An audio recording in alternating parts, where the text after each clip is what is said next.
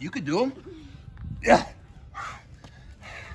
All right, now that you got a cute picture of my daughter doing push-ups, the reason I'm making this video is literally just recently, about 5 days ago, my son and I, because the gym shut back down in California and we had a nice routine going back, they shut down, so we decided to challenge each other. He's never done 500 push-ups before. I've never done 1,000 push-ups in a day before. And so we did that in one day. It took us an hour and 47 minutes, and we did it in increments of 20. The reason I share that with you is, how can we get creative right now to challenge our bodies to grow muscle and to burn fat without having all the things that we normally have? So the 1,000 rep challenge, I'm issuing it to you. If you're interested in any other type of body weight training to build muscle, to burn fat, to create flexibility and get your mobility back when you don't have access to the gyms, I have a program called the Battle Tested Bundle, and it also has a supplement regimen that we recommend comes to it, and it's an ebook that has every single exercise, a video tutorial for it, 28 days of exactly what you need to train